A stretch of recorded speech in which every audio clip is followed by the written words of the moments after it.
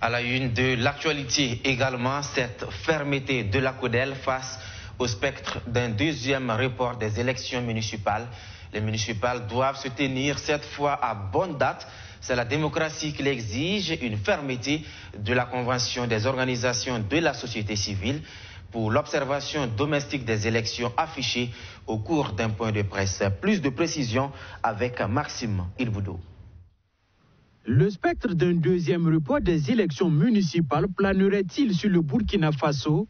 À quelques mois de la tenue des élections, la situation sécuritaire ne cesse de se dégrader et certaines zones du pays sont toujours en proie à la menace terroriste. Faut-il les tenir, oui ou non, en mai 2022?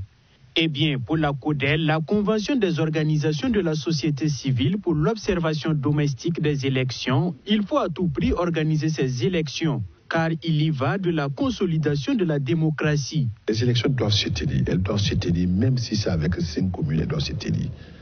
Parce qu'il faut prouver que l'État existe.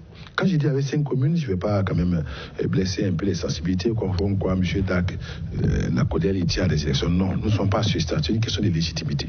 C'est une question également de légitimité et de l'État et de légitimité également des gouvernants locaux. C'est ce qui nous amène, nous, à dire il faut tenir, il y a des dispositions qui ont été prises. Moins de 50% des circonscriptions, on annule. Autre difficulté à prendre en compte dans ces élections municipales à venir, c'est le flux massif des déplacés internes. Cette organisation de la société civile propose le vote de ces personnes dans leur commune d'accueil malgré la suspension de l'enrôlement.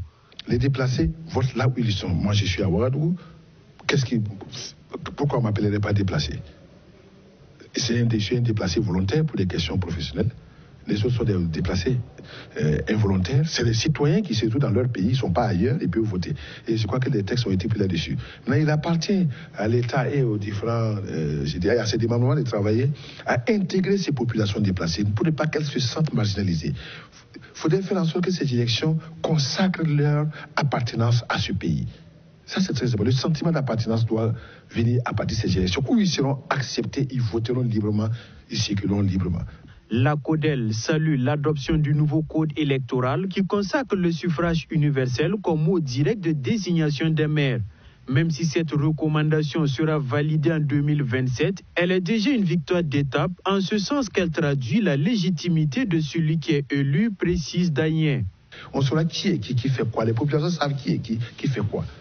C'est tout. Il ne faudrait pas faire en sorte que... Mais ça ne nous gêne pas qu'une population de Kaya remarque que tel groupe politique, tel homme politique est plus proche et que les comprend mieux et vote pour eux.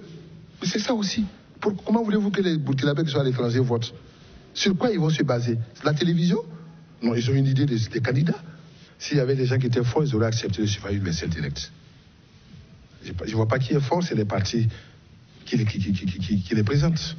En attendant la tenue des élections, l'institution de Halidou Ouedraogo est déjà sur le terrain à travers l'éducation électorale. Ce point de presse a également servi de cadre pour faire le bilan des activités de la structure menées après les dernières élections présidentielles et législatives.